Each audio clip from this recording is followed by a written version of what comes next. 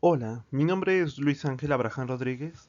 Soy médico residente de tercer año de Centro Médico Nacional La Raza y yo voy a dar el tema de estómago y duodeno 2, continuando con nuestro módulo de gastroenterología. Los temas para abordar en la siguiente charla inicialmente son la enfermedad diverticular gástrica y duodenal, neoplasias benignas, dentro de las cuales vamos a ver principalmente los pólipos gástricos y los tumores del estroma gastrointestinal o GIST. Posteriormente vamos a ver las neoplasias malignas de estómago y duodeno, como lo son el adenocarcinoma gástrico, el linfoma gástrico y el adenocarcinoma duodenal. Para comenzar la revisión de los temas, vamos a ver enfermedad diverticular gástrica y duodenal.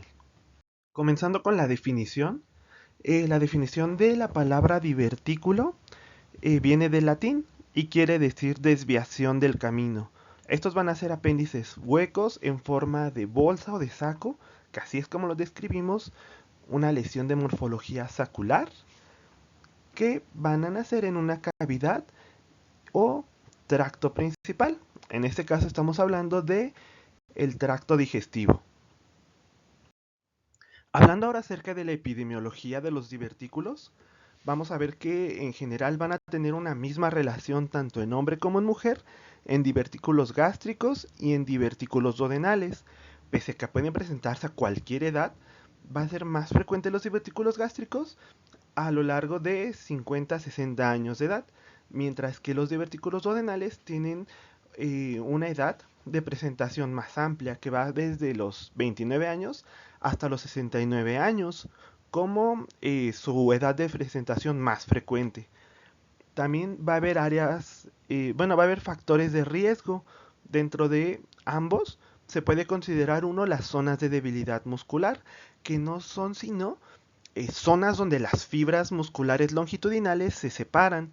También pueden ser zonas que no estén adecuadamente recubiertas por peritoneo y otros antecedentes que hayan producido alguna lesión hacia la mucosa gástrica, como pueden ser las úlceras, y que éstas hayan condicionado una perforación de las arteriolas, mientras que en el duodeno sean antecedentes de colecistitis, de úlceras, que también condicionaran perforación de las arteriolas.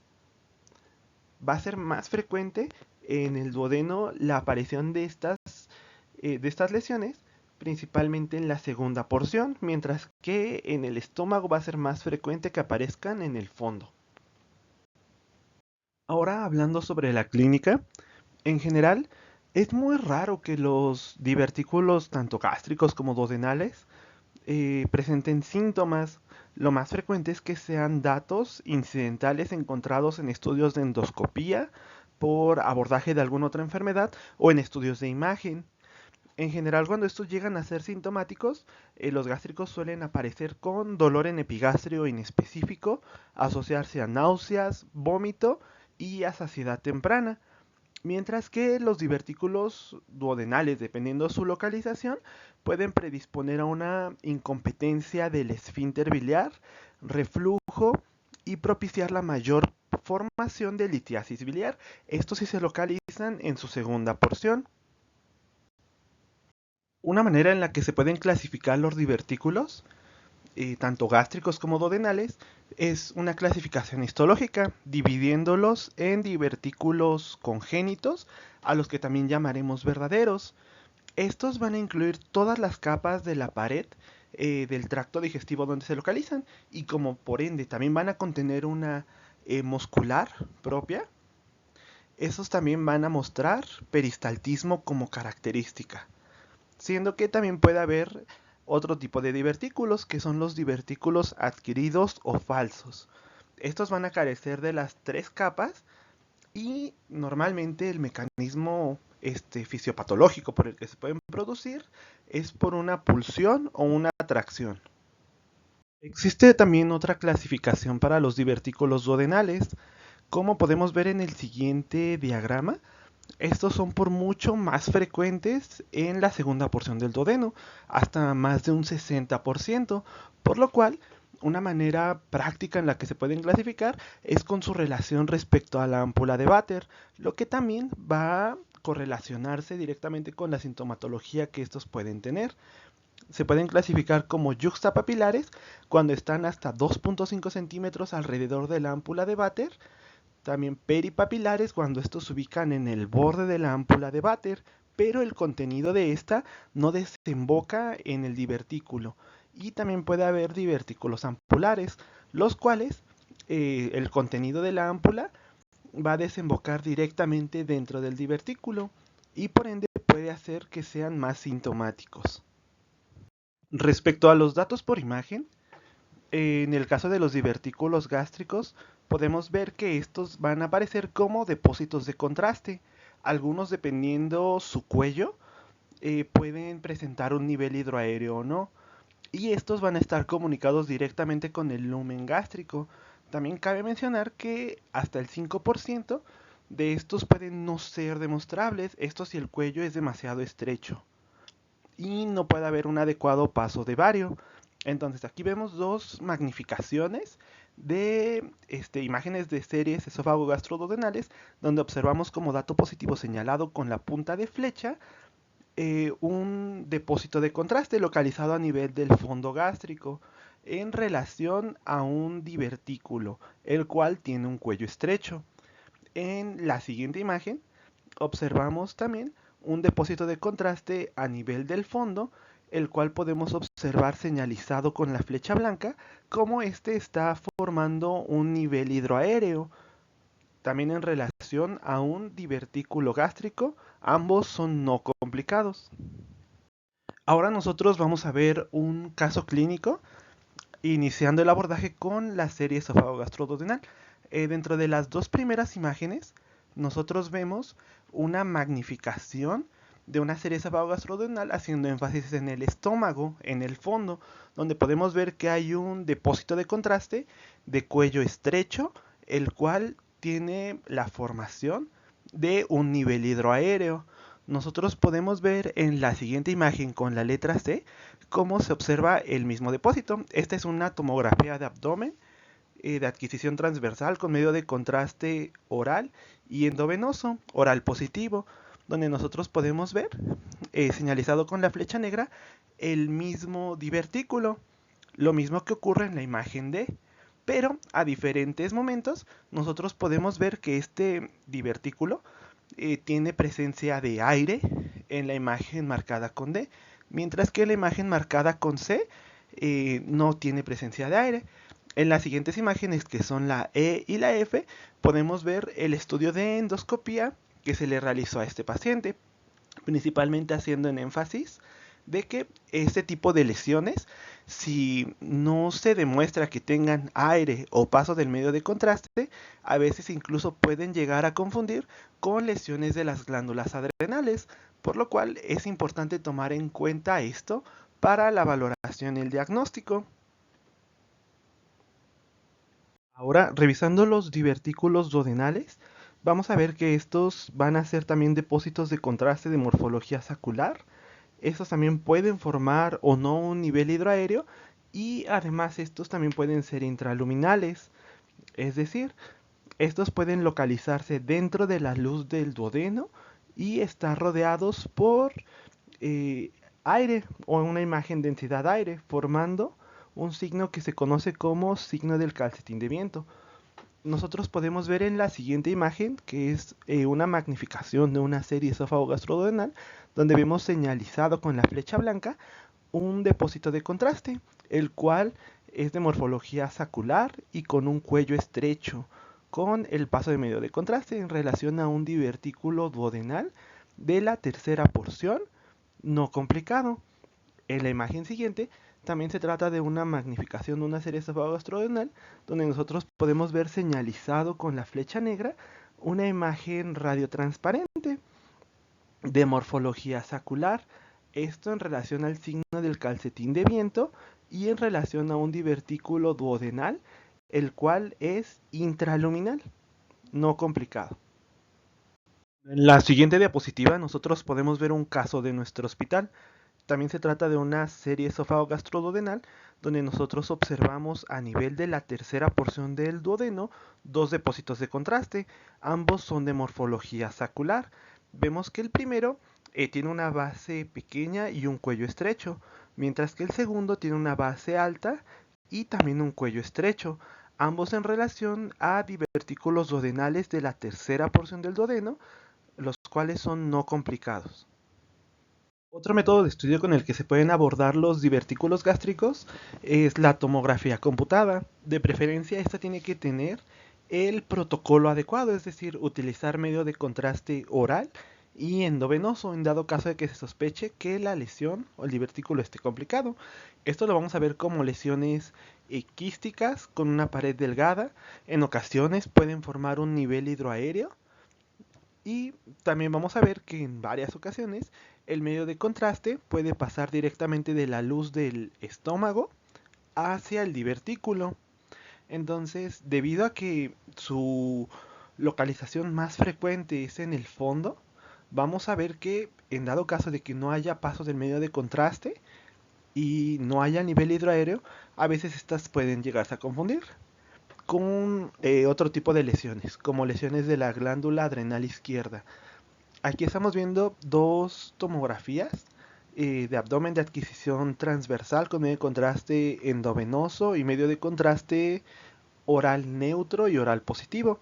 Entonces en la primera se observa cómo hay una lesión dependiente de la pared posterior del fondo del estómago con paso del medio de contraste oral neutro, lo mismo que en la siguiente tomografía, que es una magnificación, donde también vemos señalado con la flecha blanca cómo esta está comunicada con la luz del estómago y hay paso de medio de contraste oral positivo, ambos en relación con divertículos gástricos de la pared posterior del fondo gástrico. Ahora viendo ejemplos respecto a los divertículos duodenales, también vistos por tomografía, podemos ver que estos pueden formar nivel hidroaéreo, pueden también tener contenido que asemeja a detritus y van a estar adyacentes al lumen duodenal. Aquí estamos viendo dos tomografías transversales de abdomen con aplicación de medio de contraste oral neutro y medio de contraste endovenoso, donde vemos adyacente a el duodeno en la tercera porción una imagen ovalada dependiente de la pared del duodeno de contenido heterogéneo en relación a un divertículo. En la siguiente imagen podemos observar también dependiente de la pared del duodeno de la segunda porción una imagen quística ovalada la cual forma un nivel hidroaéreo, esto en relación a un divertículo duodenal de la región periampular.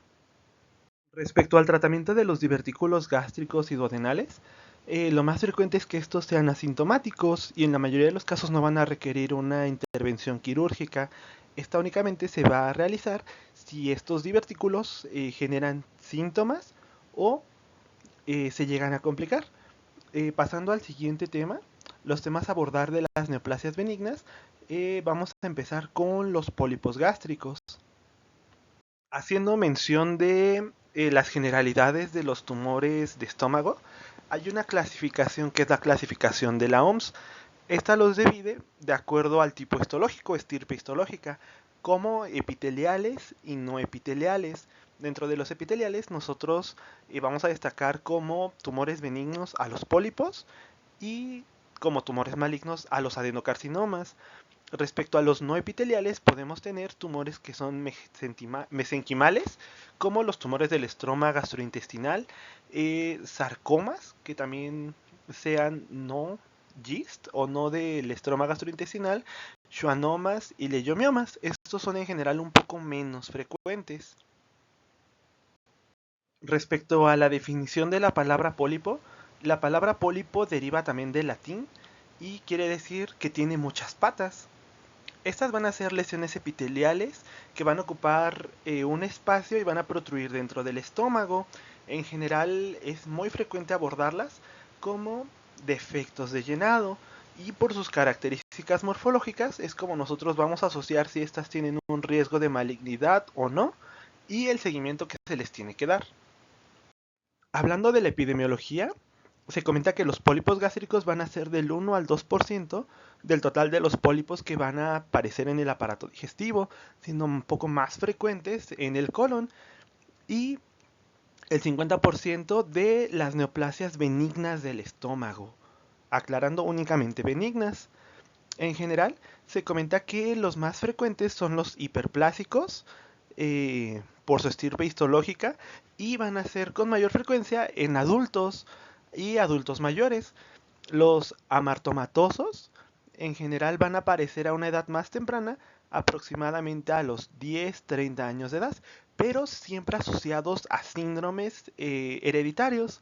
Se comenta que la incidencia total abarca aproximadamente de 1 en 10.000 personas. No hay diferencia entre sexo masculino o femenino, y hay diversos factores de riesgo que sí están asociados. Uno es la infección por Helicobacter pylori y la inflamación secundaria que ésta produce. Otros son otros tipos de gastritis autoinmunes que también van a producir una inflamación crónica, y otros son los síndromes hereditarios. Algunos puede ser como el síndrome de Pöls-Jäger. Por su clasificación anatomopatológica, estos pueden dividirse como hiperplásicos, que van a ser los más frecuentes hasta en un 80 o 90%, y van a ser predominantemente localizados en fondo y cuerpo gástrico. También se comenta que estos en general no miden más de 1 centímetro, mientras que aquellos adenomatosos van a tener una localización más hacia el cuerpo. Y de esto se comenta que si estos llegan a ser mayores a 2 centímetros, estos pueden tener una transformación maligna.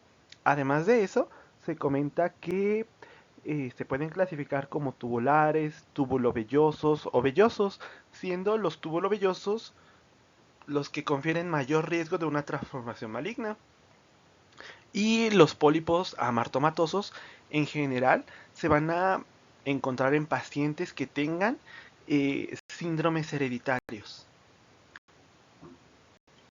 Otra clasificación de las que nos podemos apoyar es la clasificación de Paris.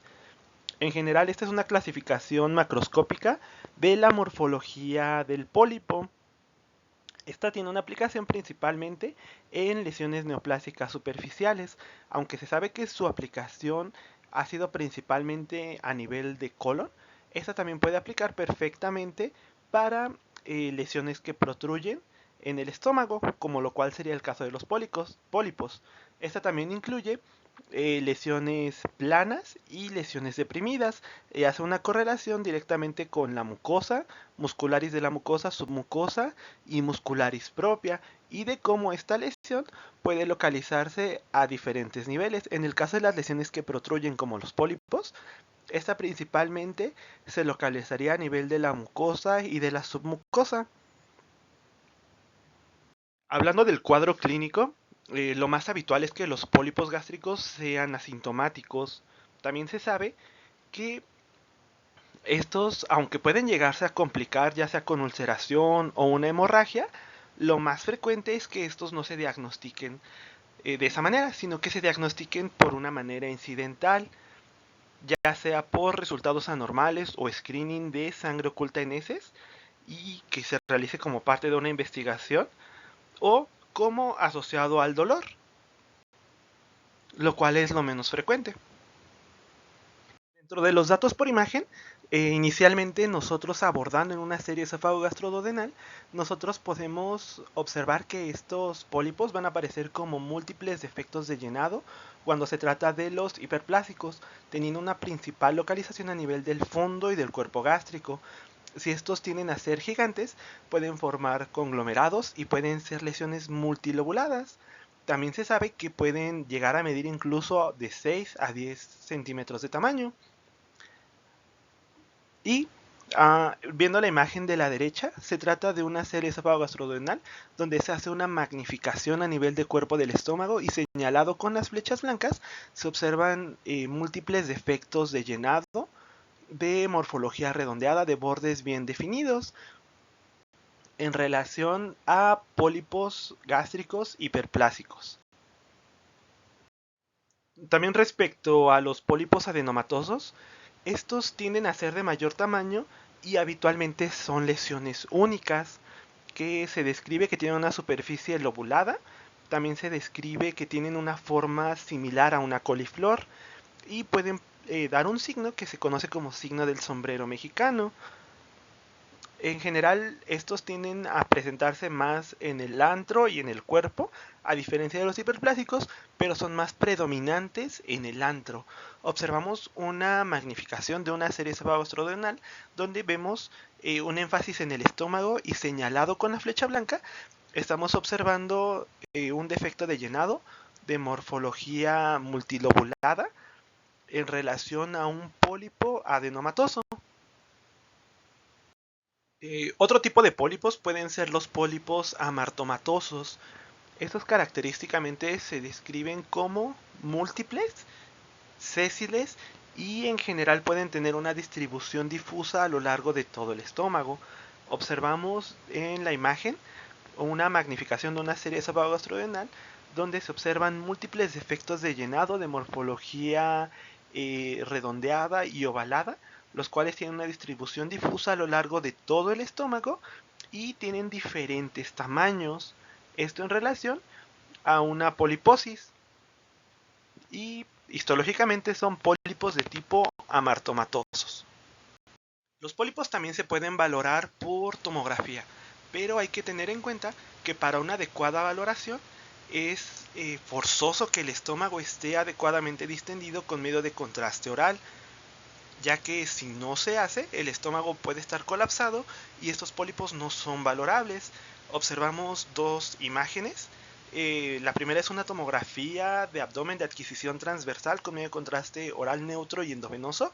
La segunda es una reconstrucción coronal, donde observamos a nivel del fondo del estómago múltiples lesiones que son polipoideas que protruyen hacia la luz del estómago, que son pediculares y pseudopediculares y que tras la aplicación de medio de contraste no tienen un realce significativo en relación a pólipos gástricos.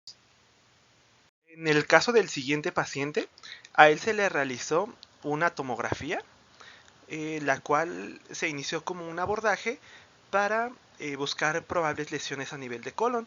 Entonces se observó que en el estómago había una lesión polipoidea sésil que protruía hacia la luz, con lo cual se realizó una reconstrucción tridimensional y una navegación que posteriormente se confirmó con una endoscopía y el resultado fue un pólipo adenomatoso. Continuando con el siguiente tema, hablando de neoplasias benignas, vamos a revisar el tumor del estroma gastrointestinal o GIST. Los tumores del estroma gastrointestinal se definen como tumores mesenquimatosos que derivan de las células intersticiales de Cajal. Este va a ser un conjunto de células que van a formar redes neuronales y que van a servir como un marcapasos de la contracción del intestino. Se describe también que la manera para poder identificar la estirpe de este tipo de células es un marcador inmunohistoquímico que va a corresponder al CD117. Nosotros podemos observar en el siguiente diagrama cómo se forman las diferentes redes neuronales en donde podemos observar las células de Cajal. Respecto a la epidemiología de estos tumores, se sabe que son más frecuentes en pacientes mayores de 45 años. No hay una diferencia significativa entre hombre o mujer. Y también se sabe que es el tumor mesenquimatoso más frecuente del tracto gastrointestinal. Además, también se sabe que abarca aproximadamente el 40% de los tumores benignos del estómago y 2 a 3% del total de los tumores del estómago. Hay una relación respecto a la probable malignización de estos tumores. En general, además de que suelen ser asintomáticos, estos tienden a la cronicidad y mientras aumente más la cronicidad de estos tumores, es más probable que crezcan. Entonces, los tumores de mayor tamaño son los que se asocian más a tumores más crónicos y a tumores que tienen más riesgo de malignizar. Como estos tumores tienen su origen en las células intersticiales de Cajal, estas células van a localizarse a lo largo de todo el tracto digestivo. Entonces, estos tumores pueden aparecer en diferentes segmentos del tracto digestivo, pero van a ser más frecuentes en el estómago, se comenta hasta en un 70%, siendo su segunda localización más frecuente el intestino delgado, colon y recto son más raros, hasta en un 7%, y en el esófago se comenta que su incidencia es de menos del 1%. También se sabe que se pueden clasificar por su tamaño. Su tamaño puede ser muy variable, desde tumores sumamente pequeños, que midan menos de 1 centímetro, hasta tumores que incluso puedan rebasar en su diámetro máximo 30 centímetros, siendo que a mayor tamaño el tumor tiene una asociación más directa con una probable transformación maligna. Hablando específicamente del tumor gastrointestinal gástrico, puede tener varias estirpes histológicas, pueden ser de células fusiformes, de células epiteloides o pueden tener un conjunto de ambas y ser mixtos. Pueden también tener un patrón de crecimiento que sea endogástrico, que es lo más frecuente, una lesión que se proyecta hacia la luz del estómago de bordes regulares definidos, redondeada.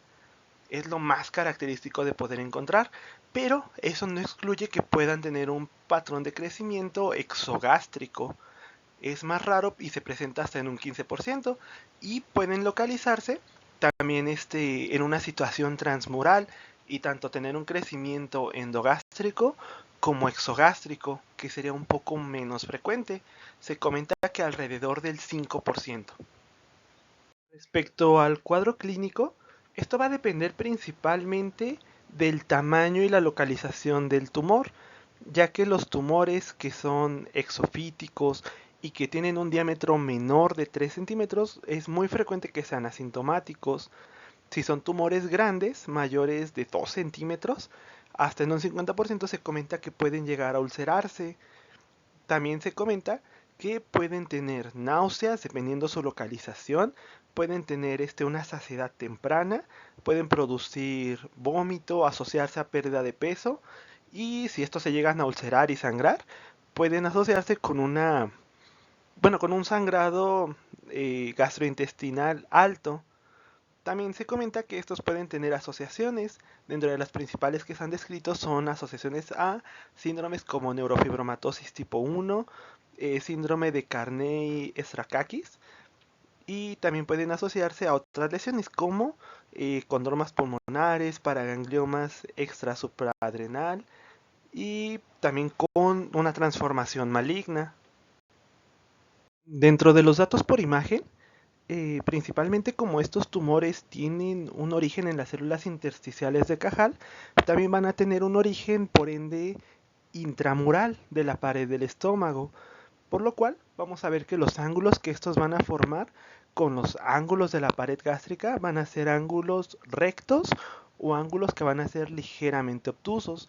También se van a observar como defectos de llenado y podemos ver que dependiendo de la proyección, cuando los veamos en una proyección antero-posterior, vamos a poder ver que este puede tener unos bordes bien definidos. Y vamos a ver el primer ejemplo. Se trata de una serie esófago-gastroduodenal con doble contraste en una magnificación a nivel del cuerpo del estómago, donde se observa un defecto de llenado de bordes regulares, definidos y señalizado con la flecha blanca. Se observa que este tiene un depósito de contraste en su interior, en general haciendo relación a un tumor de Gist ulcerado. Este tipo de tumores también se puede valorar por tomografía computada, siendo que el contenido del tumor va a depender mucho de su tamaño.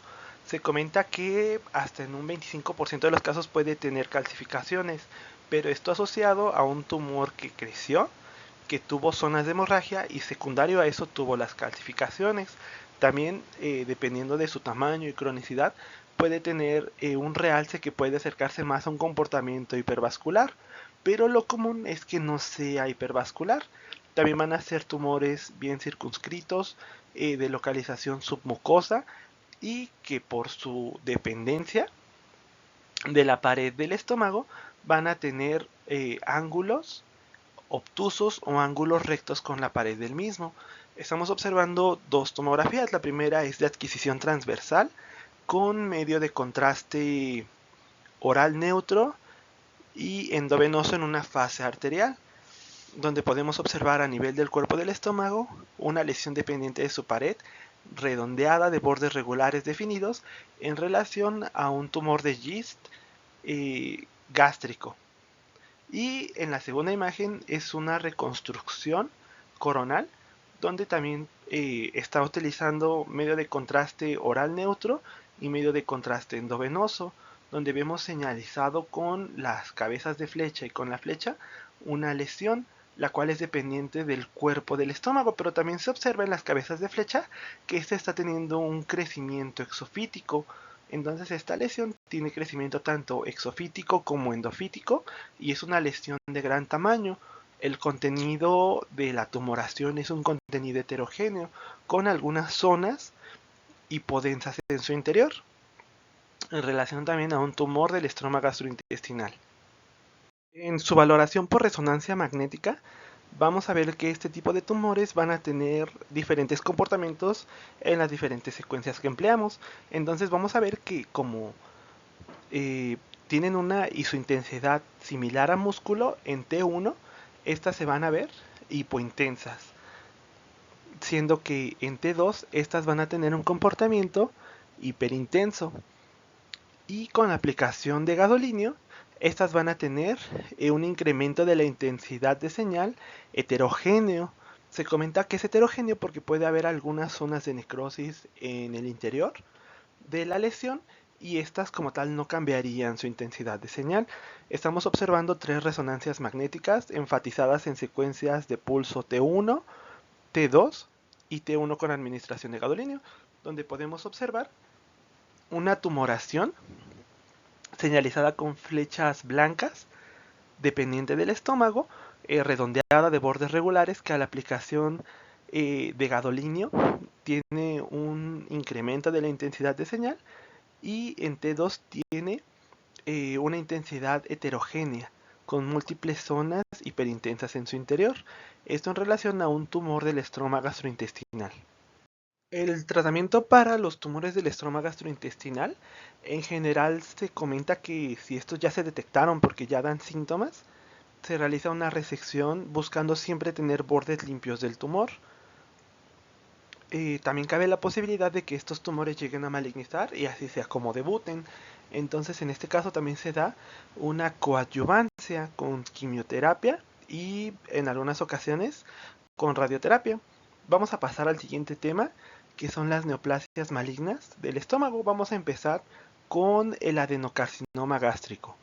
Se va a definir como una neoplasia maligna de origen epitelial que va a depender de las glándulas de la mucosa gástrica. Este va a ser un tumor muy frecuente y mucho del pronóstico va a depender del momento en el que se realice la detección del tumor, así como también un adecuado estudio de extensión para valorar enfermedad metastásica. Respecto a su epidemiología, se sabe que este es el quinto cáncer más común a nivel mundial. Se sabe que es más frecuente en hombres en una relación 2:1 y tiene una edad promedio de presentación a lo largo de 60 años, aunque vamos a ver que puede tener una presentación en edades previas, pero su mayor pico se va a desarrollar a esta edad. Se sabe que es la segunda causa de muerte por cáncer actualmente en nuestro país y la primera causa de muerte por cáncer del tracto gastrointestinal. En general se sabe que este puede llegar a abarcar alrededor del 90% de todos los cánceres malignos gástricos. Complementando la epidemiología, vamos a hablar acerca de una página que es NI, National Cancer Institute. Esta es una página que se actualiza constantemente respecto a la prevalencia de tumores de diversas partes del cuerpo, haciendo mucha énfasis en tumores del tracto gastrointestinal, y tiene varios filtros. Te permite tanto conocer la incidencia de los tumores y actualmente la población viva que ya realizó, a la que se le realizó el diagnóstico de determinado tumor, así como las edades a las cuales se les realizó el diagnóstico del tumor. Con lo cual, ingresando el filtro del adenocarcinoma gástrico, podemos observar que en pacientes que tenían menos de 50 años, el diagnóstico era mínimo respecto al total de los casos. En pacientes que iban de 50 a 64 años, vimos que la prevalencia comenzó a aumentar, siendo que en pacientes mayores de 65 años, esta alcanzó un pico y alcanzó la mayor incidencia que se podía observar en los grupos etarios. También la página te da otra ventaja, que como se basa en la epidemiología de Estados Unidos, que es un país muy diverso, también te permite conocer la incidencia por etnias.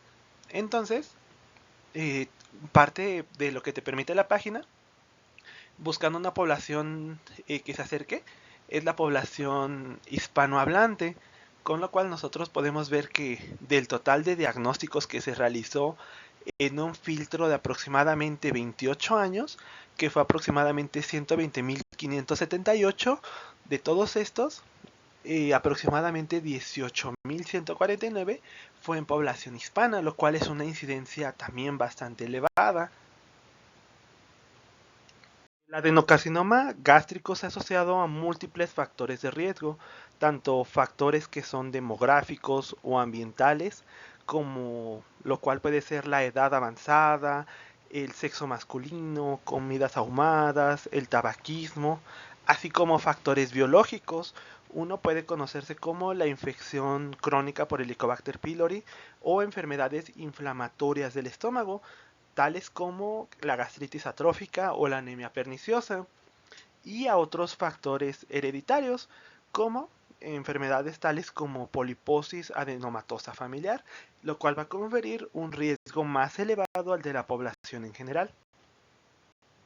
Respecto a la distribución del adenocarcinoma en el estómago, puede presentarse en diferentes zonas, pero es más frecuente que este aparezca en el antro posterior, en el fondo y en la unión gastroesofágica hasta en un 35%, en el cuerpo en un 25% y en un 10% también este puede asociarse con una linitis plástica.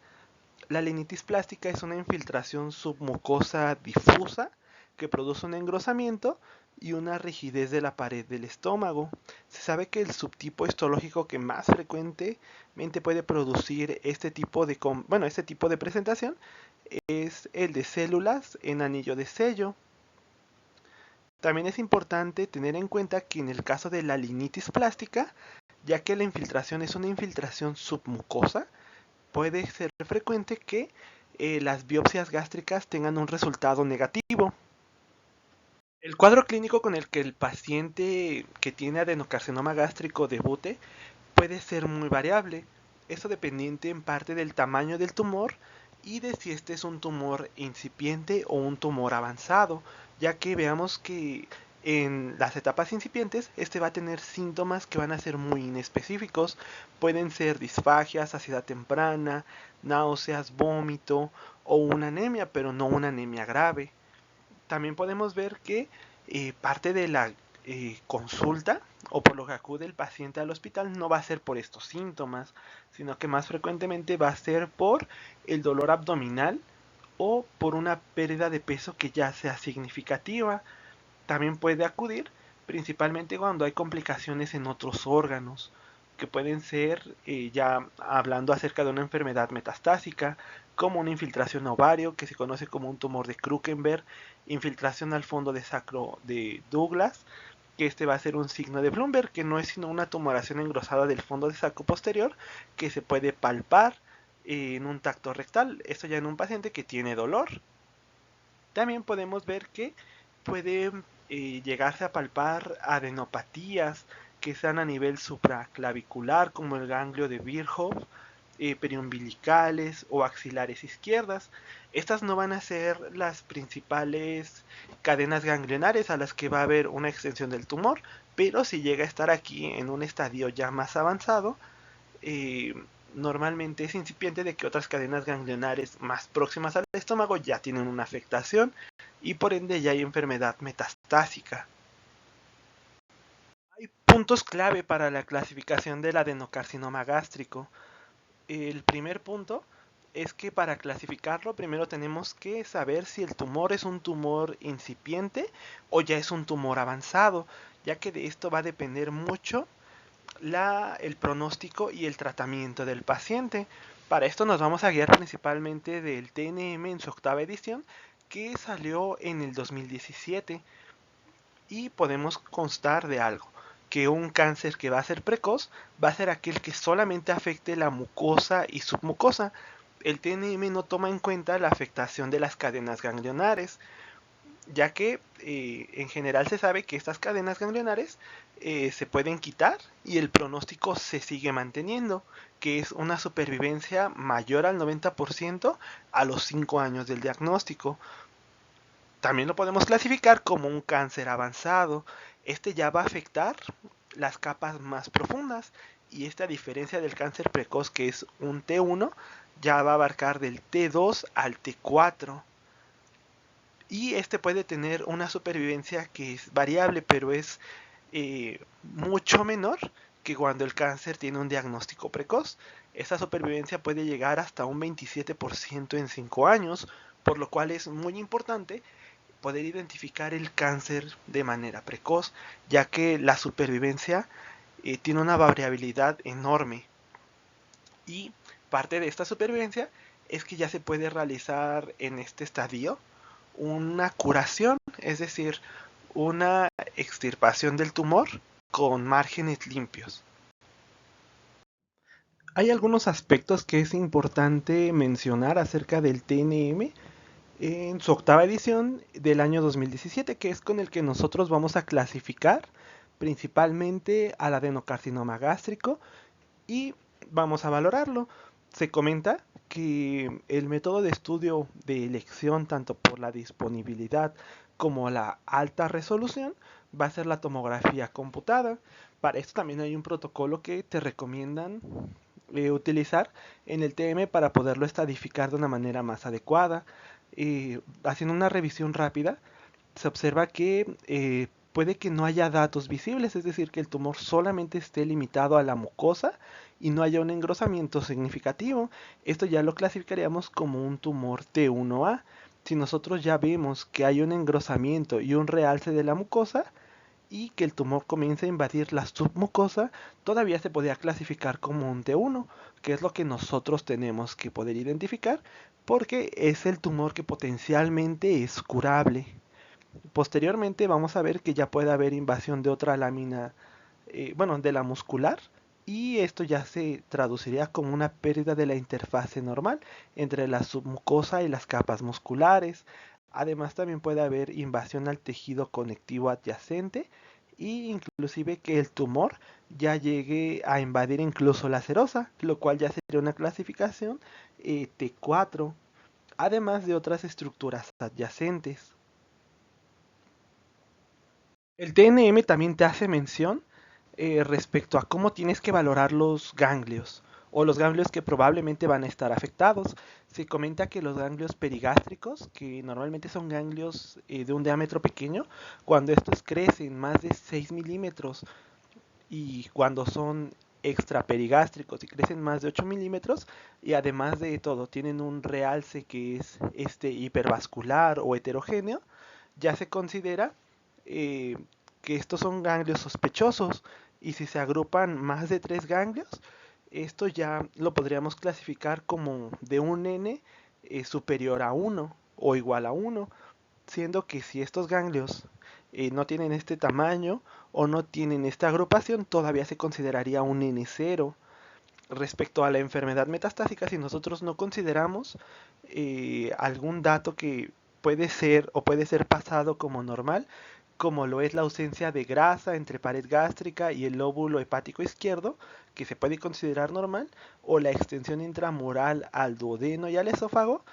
Nosotros allí, si únicamente estuviera estos datos, se podría todavía considerar como un M0, mientras que cuando ya hay metástasis a distancia, es decir, ganglios que no son regionales o extensión directa a otros órganos, o inclusive carcinomatosis peritoneal, nosotros ya lo podríamos considerar como un M1, es decir, una enfermedad metastásica.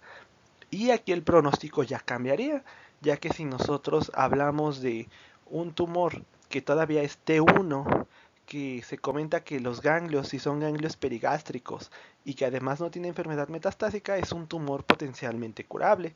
Si a esto ya damos un dato de malignidad y de enfermedad metastásica, como sería las metástasis a distancia, a ganglios que no sean regionales o a otros órganos, este tumor ya no se considera un tumor resecable, sino que ya tiene que tener una coadyuvancia y el pronóstico varía mucho.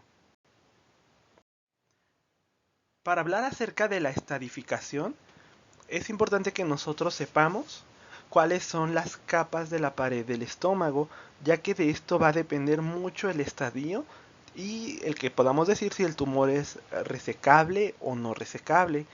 En un estadio cero, nosotros vamos a avanzar las capas de mucosa, submucosa, músculo y la serosa. Un estadio cero vamos a ver que el tumor puede no tener un dato imagenológico destacable y únicamente va a ser un tumor que se va a localizar solamente en la mucosa. Si el tumor, además de la mucosa, comienza a invadir la submucosa únicamente, este todavía se clasificaría como un estadio 1 y únicamente por tomografía, que es el método de elección, lo veríamos como un incremento o un realce o un engrosamiento de la mucosa. Si nosotros vemos que esto ya comienza a invadir el tumor, la capa muscular, que posteriormente, además de la muscular, se extiende hasta la serosa o invade más allá de la serosa, es decir, un estadio 2 al 4, este tumor ya no se considera un tumor resecable. Entonces es importante saber hasta dónde nosotros podemos hablar de un estadio 0 y de un estadio 1, así como del 2 al 4. De las poblaciones que tienen mayor incidencia del adenocarcinoma gástrico, está la población oriental, debido a lo cual una de las clasificaciones que más se pueden utilizar es la clasificación macroscópica de la Sociedad Japonesa de Gastroenterología endoscópica.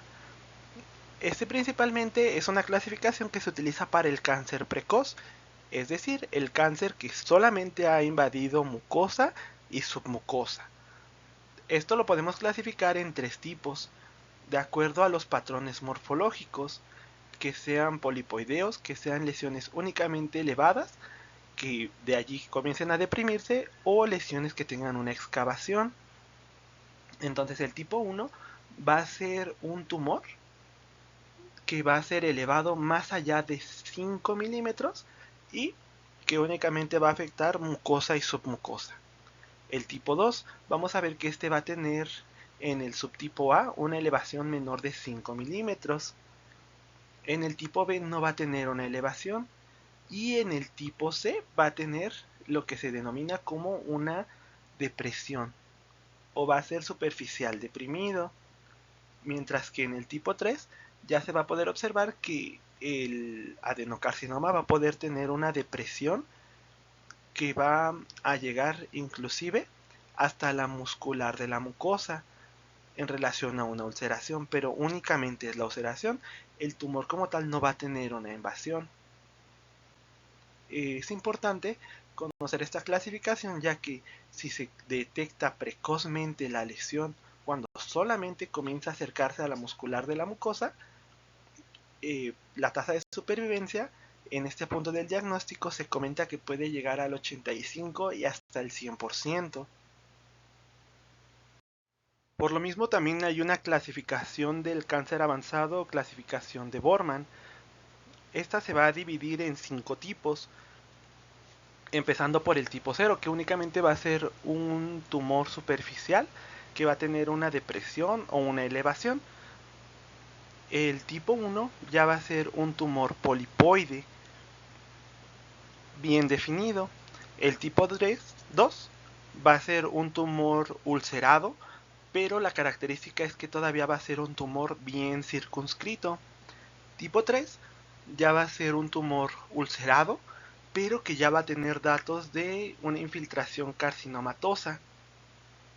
El tipo 4 va a ser aquel tumor que ya va a tener una invasión a la submucosa difusa y que va a producir una linitis plástica. Y el tipo 5 va a abarcar todos aquellos patrones que no entren en los primeros tipos mencionados. Ahora vamos a hablar acerca del diagnóstico por imagen. Vamos a hablar de los métodos de estudio que nosotros podemos utilizar y de los cuales podemos disponer para la detección y la estadificación del adenocarcinoma gástrico. Vamos a comenzar con la serie esófago-gastroduodenal.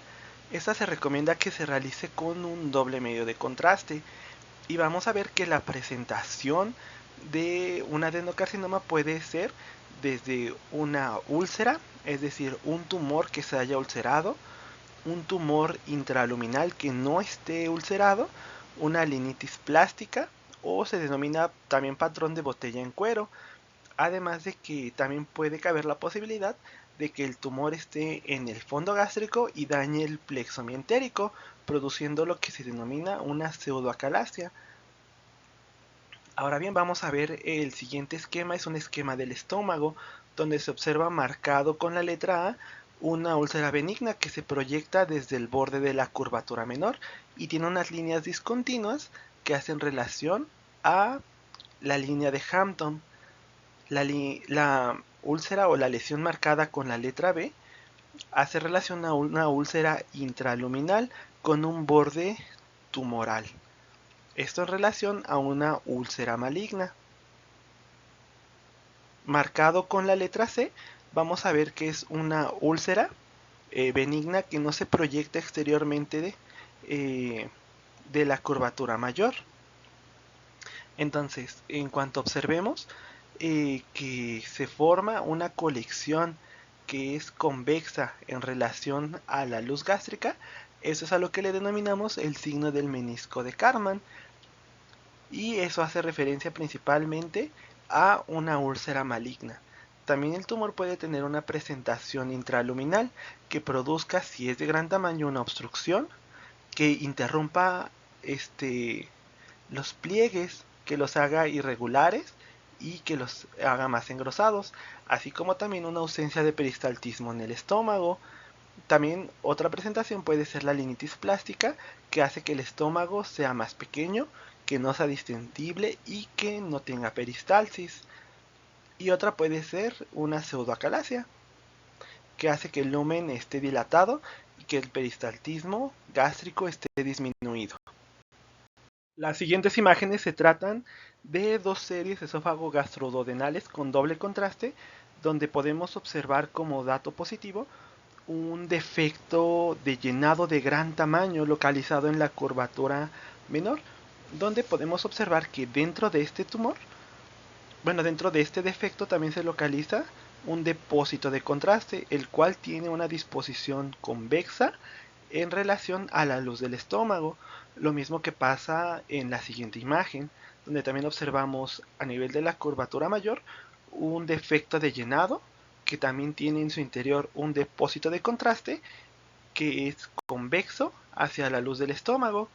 Esto hace relación al menisco de Karman en relación a un adenocarcinoma gástrico. Ahora hablando acerca de la tomografía computada, vamos a ver que también va a haber varios patrones a estudiar. El adenocarcinoma gástrico puede presentarse tanto como un tumor polipoide o un tumor ulcerado. Puede también tener una nodularidad focal, un engrosamiento únicamente de la pared en el caso de un cáncer que sea precoz, también un engrosamiento infiltrativo difuso y el realce de la lesión puede ser muy variable de acuerdo al tipo histológico y al estadio en el que se encuentre el tumor. Además de que también va a haber como uno de los datos de principal sospecha una pérdida de la diferenciación entre las capas de la pared del estómago. Siguientes imágenes se tratan de dos magnificaciones de tomografía computada de abdomen de adquisición transversal en una fase arterial y también en una fase venosa tardía con aplicación de medio de contraste también oral neutro, donde podemos observar como dato positivo un engrosamiento focal e irregular de la pared del antro gástrico señalizado con la flecha, la cual además con aplicación de medio de contraste endovenoso tiene un realce de tipo heterogéneo, esto en relación a un adenocarcinoma gástrico. Acerca de las vías de diseminación del adenocarcinoma gástrico, vamos a ver que existe más de una. Puede ser linfática, también puede ser por una diseminación directa, una diseminación a través del peritoneo, subperitoneal y transperitoneal, así como una diseminación hematógena. La estadificación del adenocarcinoma gástrico se disponen de múltiples métodos de estudio. Se comenta que la ecografía endoscópica o el estudio endoscópico va a ayudar principalmente a los estadios iniciales del cáncer, es decir, un cáncer precoz. La tomografía computada, debido a su gran disponibilidad, es la que más frecuentemente se suele utilizar y llega a tener, dependiendo de la técnica y la experiencia del médico que está interpretando el estudio, una sensibilidad que va desde un 65 hasta un 92%. Se comenta que la resonancia magnética también cuenta con una precisión bastante elevada, pero uno de los problemas es que tiene una poca disponibilidad en los centros hospitalarios. También se puede utilizar la tomografía complementada con una emisión de positrones, en donde ésta ayuda a identificar principalmente lesiones a distancia, pero no se utiliza como una elección ya que ésta tiene una poca resolución de las lesiones. También otro método que se puede ayudar para la estadificación es una laparoscopía con un lavado peritoneal, esto principalmente con el fin de buscar lesiones que no sean radiológicamente visibles. En la siguiente diapositiva únicamente dejamos una tabla con el protocolo que se recomienda para la estadificación del adenocarcinoma gástrico, así como la preparación del paciente y los parámetros del tomógrafo para que podamos tener un estudio que sea lo más diagnóstico posible. Haciendo una revisión de las vías de diseminación, vamos a ver primero la diseminación directa.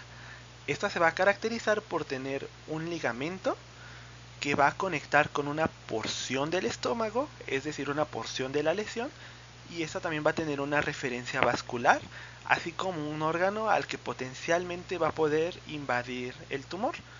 Si hablamos primero del ligamento gastrohepático, este se va a conectar con el cardias y la curvatura menor, así como su referencia va a ser los vasos gástricos y potencialmente podrá invadir el hígado.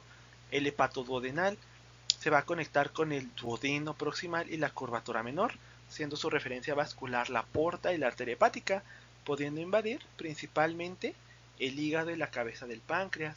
El gastrocólico, siendo su referencia la curvatura mayor y el colon transverso, y la referencia vascular los vasos gastroepiploicos, pudiendo invadir así el colon transverso.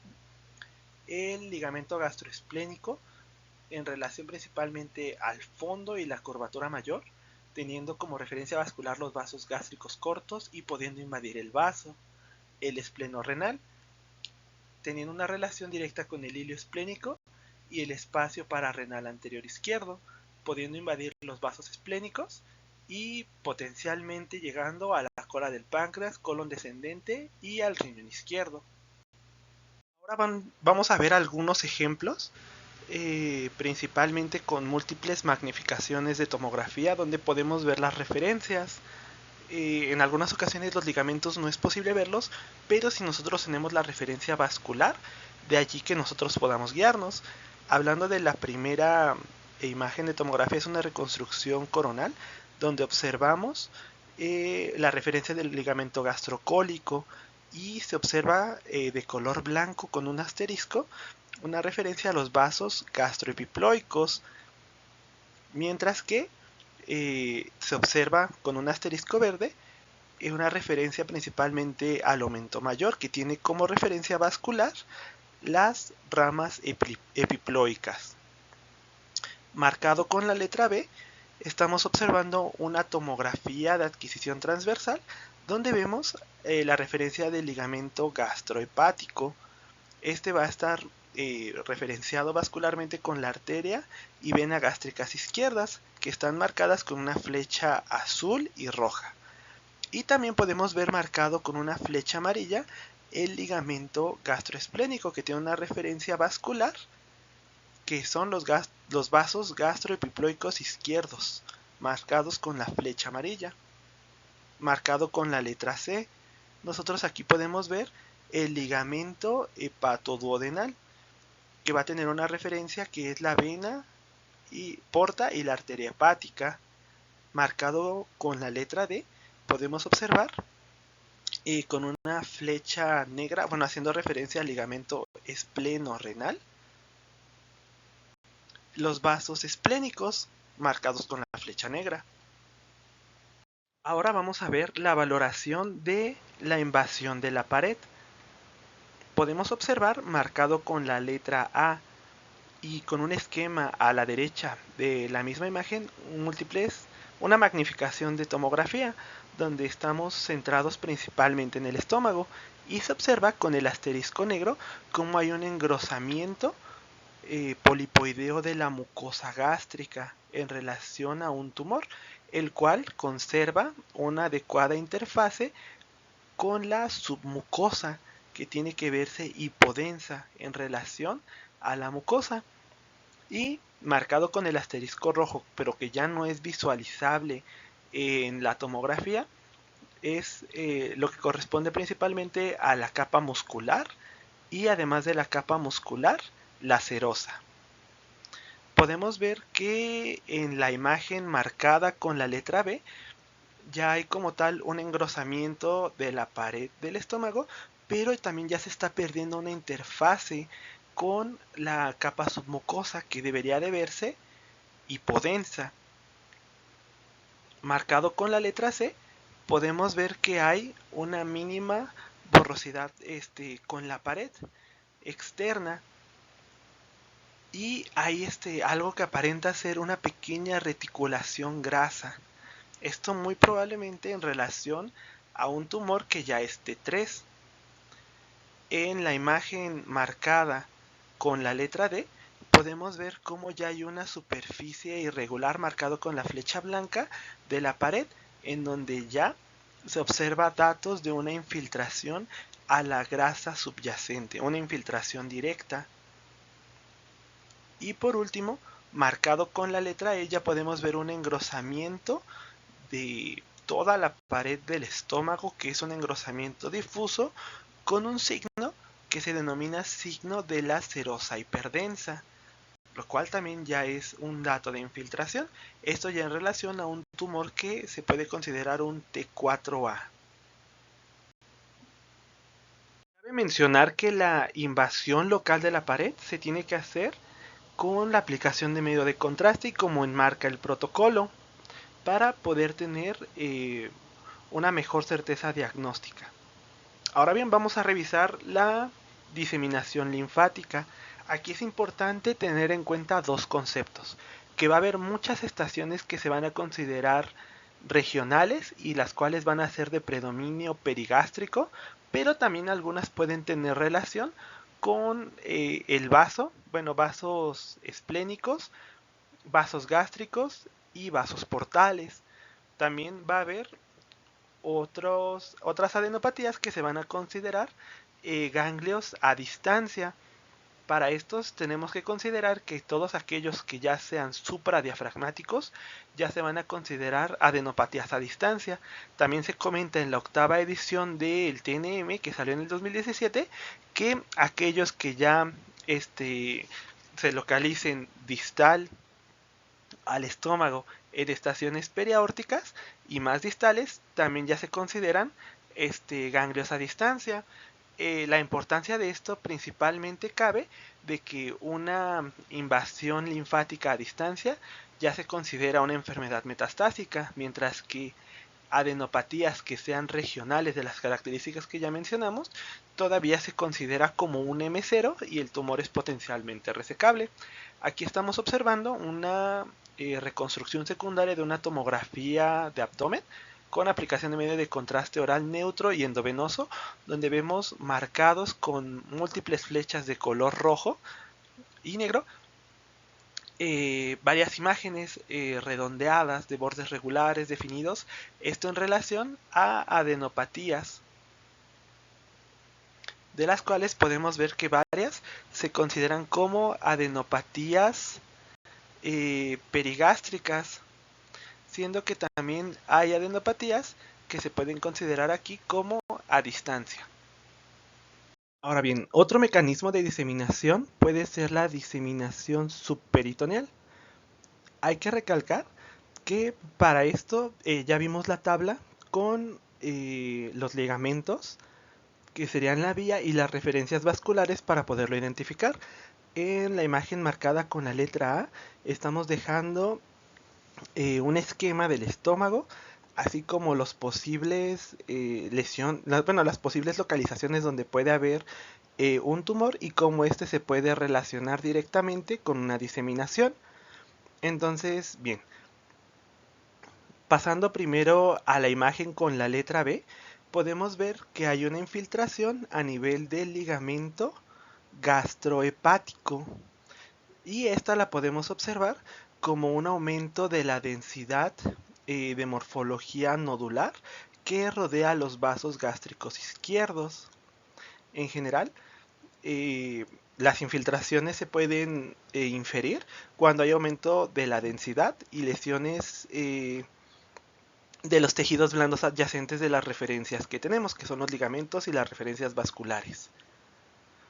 Pasando a la imagen B, que tiene marcado una B', ahí es donde se señaliza los mismos vasos gástricos izquierdos y cómo estas tienen un aumento de densidad adyacente en relación a una infiltración. Ahora bien, pasando a la letra C, estamos observando, señalizado con la flecha blanca y teniendo como referencia a la vena porta, una infiltración del ligamento hepatoduodenal, que se puede observar como un aumento de la densidad adyacente de los tejidos blandos. Señalizado con la letra D, también podemos observar con la flecha blanca un aumento de la densidad del ligamento gastroesplénico, ¿de acuerdo? Y se observa que aumenta la densidad a nivel de los vasos gástricos cortos y gastroepiploicos izquierdos.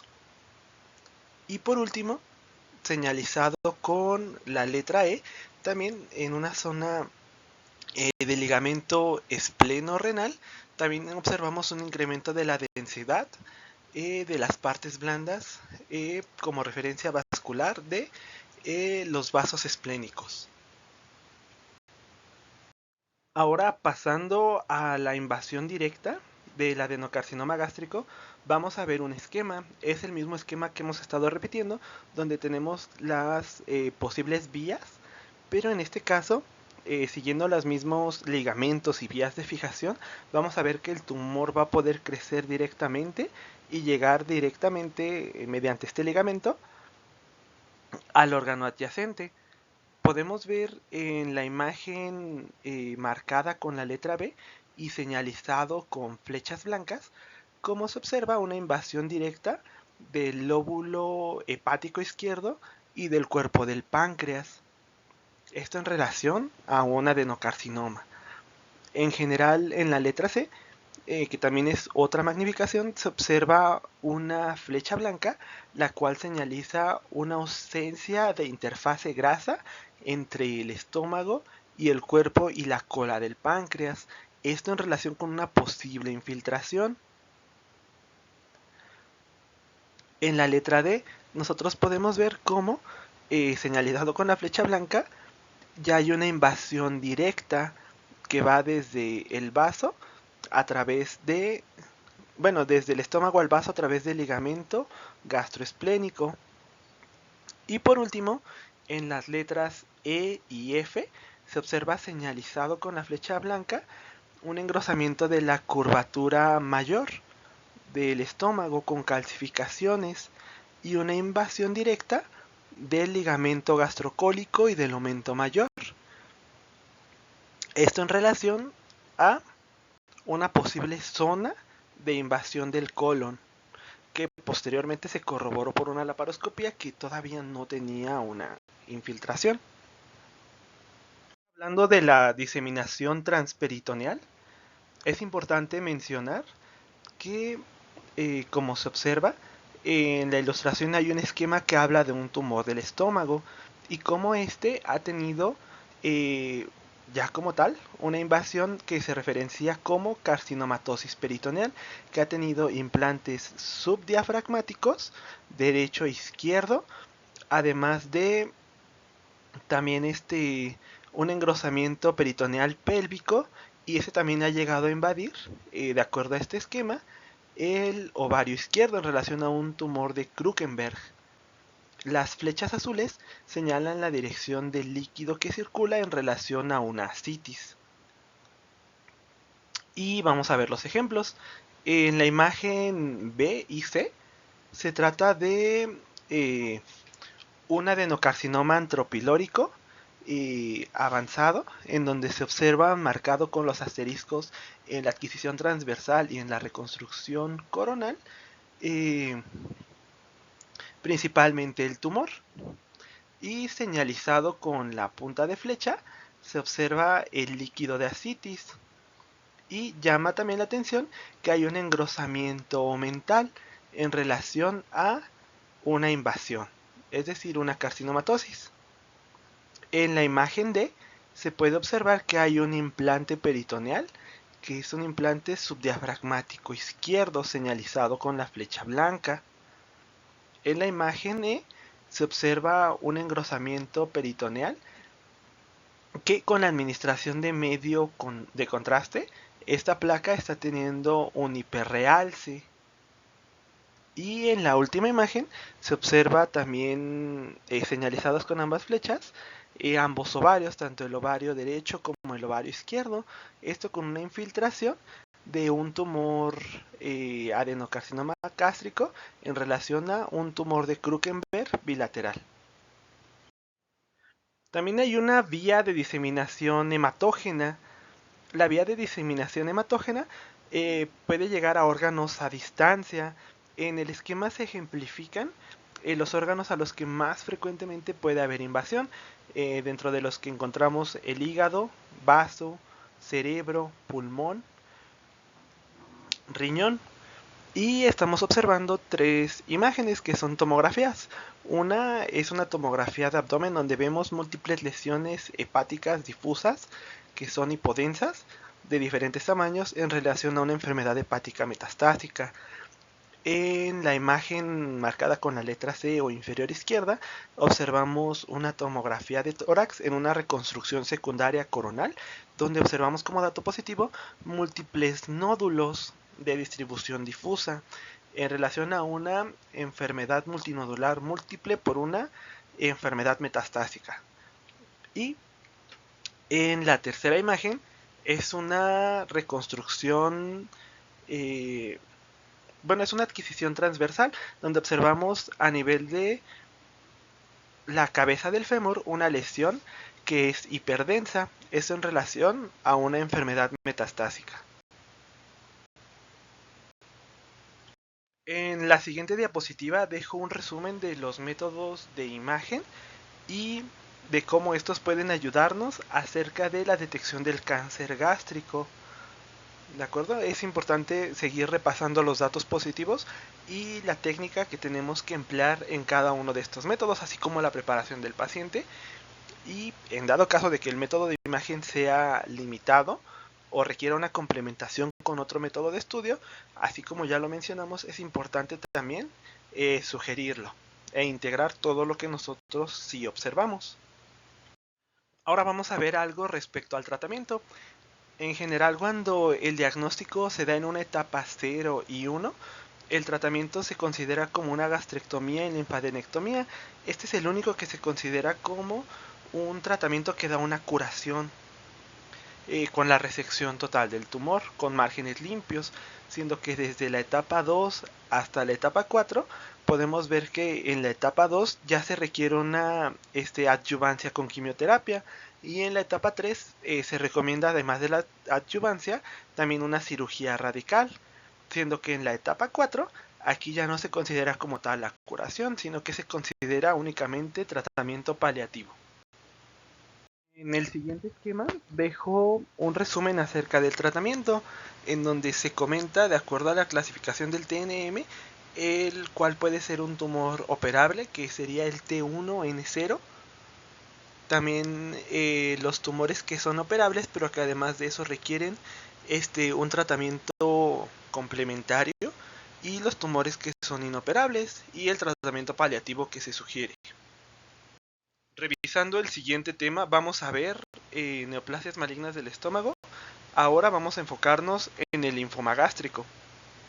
El linfoma gástrico puede aparecer como un compromiso secundario a una enfermedad sistémica, o también puede ser primario directamente del estómago, del sistema linfático, asociado a mucosas, o también conocido como MALT. Respecto a la epidemiología, es importante mencionar que el linfoma gástrico puede presentarse como un 40% de los linfomas que son extraganglionares. En general es más frecuente en adultos, se comenta que aproximadamente después de los 60 años, y va a ser mucho más prevalente en hombres. Se menciona una incidencia de 2 a 3 por cada mujer que presente ese tipo de enfermedad. Respecto a la incidencia global, esta va a tener muchas variaciones en asociación a enfermedades autoinmunes, con sus zonas de incidencia más frecuentes como las gastritis atróficas, gastritis autoinmunes y infección por Helicobacter pylori, de las que se consideran sus fisiopatologías más frecuentes. Como ya habíamos mencionado, este va a tener múltiples factores que se consideran factores predisponentes. Uno es la infección por Helicobacter pylori, otro es la infección por Campylobacter jejuni, además de también la infección por virus de Epstein-Barr, que se sabe que directamente se puede asociar con linfomas, asimismo como la inmunodeficiencia por cualquier causa, o las enfermedades inflamatorias, en este caso enfermedades inflamatorias del estómago. Se sabe que es más frecuente que sea un linfoma de células B, hasta en un 90%, y con menor frecuencia va a presentarse en las células tipo T. Hablando acerca del cuadro clínico, este en realidad no suele diagnosticarse en etapas tempranas, ya que en general los síntomas con los que debuta son síntomas muy inespecíficos. Algunos pueden ser el dolor en epigastrio, pérdida de peso, anorexia, náuseas, vómitos, que son poco frecuentes, sangrado gastrointestinal, y en algunas ocasiones puede aparecer o debutar como un abdomen agudo secundario a una perforación o un tumor palpable. Hablando de los datos por imagen, vamos a observar que este puede tener varias maneras de presentarse a través de la serie esófago-gastroduodenal, donde una puede ser una lesión que se ulcere, es decir, un tumor que se ulcere y que tenga las mismas características de una úlcera maligna, como se observa en la imagen superior izquierda. También pueden aparecerse como lesiones nodulares, confluentes, o lesiones polipoides que estén distribuidas de manera difusa, como se observa en la imagen inferior izquierda de una serie esophagogastrodenal. Y también es posible que aparezca como lesiones infiltrantes de la submucosa, que condicione una linitis plástica, tal cual como se observa con el patrón en botella, y que se observa en la imagen derecha, como ha tenido una disminución del tamaño del estómago, bueno, de la luz del estómago. Las siguientes son imágenes de series esófago-gastroduodenales, donde se observa en la primera imagen un engrosamiento nodular de la pared del antro gástrico que condiciona una estrechez de su lumen en relación a un linfoma. En la imagen de la derecha se observa múltiples defectos de llenado señalizados con flechas negras, los cuales son irregulares y nodulares en relación a un linfoma gástrico. Respecto a la valoración por tomografía, es importante mencionar que el linfoma gástrico puede aparecer como un engrosamiento que sea difuso o segmentario, pero también se describe como un engrosamiento de la pared de una extensión grande característicamente. Puede tener este engrosamiento puede ser hipodenso y es muy frecuente que sea homogéneo, además de que se asocie también a linitis plástica. Otra manera en la que se puede presentar son múltiples lesiones que sean polipoideas y que algunas de estas tengan ulceraciones. Esto es un poco menos frecuente. También se asocia mucho a adenopatías regionales o generalizadas como de localizaciones perigástricas. La siguiente diapositiva se trata de tres imágenes que son tomografías de adquisición transversal. Una en fase simple con una aplicación de medio de contraste endovenoso en una fase arterial y por último en una fase venosa tardía, todas también con aplicación de medio de contraste oral neutro, donde se observa como dato positivo un engrosamiento difuso de la pared del estómago, el cual a la aplicación de medio de contraste no presenta un comportamiento hipervascular, sino que tiene un realce que se considera significativo, pero que no es de comportamiento hipervascular. Esto en relación a una linitis plástica secundaria a un linfoma gástrico. A su valoración por resonancia magnética, se puede observar que en las diferentes secuencias en T2, lo más frecuente es que el engrosamiento tenga un comportamiento hiperintenso y que este sea heterogéneo, aunque este también puede tener variabilidad y ser hipointenso. En las secuencias enfatizadas en T1 podemos observar que tiene una intensidad semejante al músculo y que aumenta su intensidad de señal con la aplicación de gadolíneo. En general podemos ver que el engrosamiento de la pared menos frecuentemente va a tener lesiones ulceradas y polipoideas, y que a la secuencia funcional de difusión va a tener restricción de la misma. Se observan dos imágenes de resonancia magnética, la primera enfatizada en T2 y la segunda en T1 con gadolínio, donde observamos como dato positivo un engrosamiento de la pared del estómago, el cual es un engrosamiento extenso de predominio en el cuerpo y en el antro. Podemos observar que este tiene un comportamiento heterogéneo de predominio hipointenso en T2 y que en secuencia enfatizada en T1 y con aplicación de gadolínio, este tiene un incremento de la intensidad de señal en relación a un linfoma gástrico. Respecto a la estadificación del linfoma gástrico, hay varias maneras por las cuales se puede estadificar. Una de las más recomendadas es la clasificación de Lugano.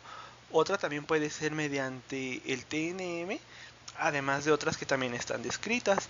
Se comenta que para esta estadificación se requiere de preferencia una biopsia y un estudio de extensión que requiera una tomografía computada, en este caso con una extensión de abdomen y de tórax, además de cráneo, si se sospecha de lesiones metastásicas a distancia.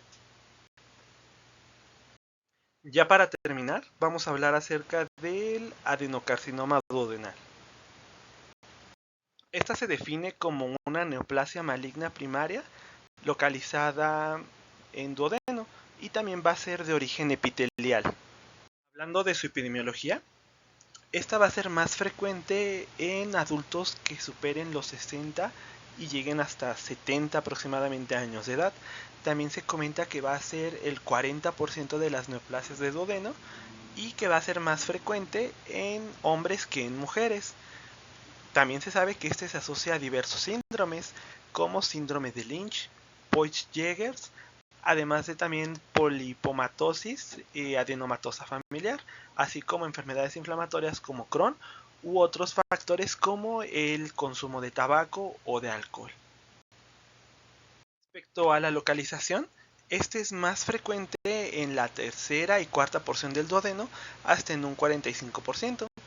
También se comenta que puede ser hasta un 40% en la segunda porción, y con menor frecuencia va a ser en la primera porción del duodeno.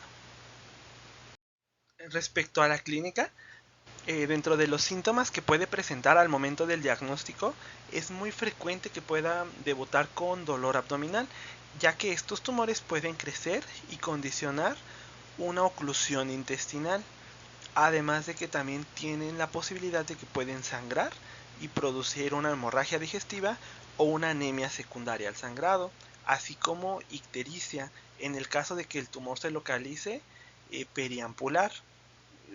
También otra cosa es que se puede observar directamente relacionado a asociaciones como las que ya mencionamos, como el síndrome de Lynch, Poich-Jägers, polipomatosis adenomatosa familiar, o pacientes que ya tengan el diagnóstico de enfermedad de Crohn. Podemos observar que el diagnóstico por imagen, a través de una serie esofágo-gastroduodenal o de un tránsito intestinal, puede debutar como una lesión que se ulcere, también como un tumor polipoideo sésil, o también como una lesión que condiciona una estenosis anular con morfología descrita en corazón de manzana, y que también puede tener un patrón reticulado en burbujas de jabón. Esto principalmente hablando de tumores vellosos. La siguiente imagen se trata de una serie esofágo-gastroduodenal, donde se observa a nivel de la segunda porción del duodeno el paso filiforme del medio de contraste, dando el signo del corazón de la manzana mordida en relación a un adenocarcinoma de duodeno.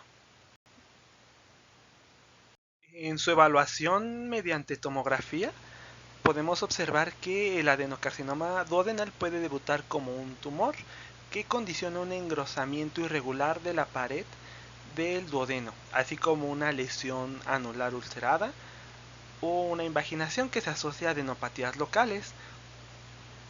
Ahora bien, vamos a ver la siguiente imagen, que se trata de una tomografía de abdomen en una reconstrucción secundaria coronal, donde observamos señalizado con las flechas amarilla y roja en la tercera porción del duodeno un engrosamiento circunferencial e irregular de la pared, el cual tiene un realce significativo a la aplicación de medio de contraste, esto en relación a un adenocarcinoma duodenal.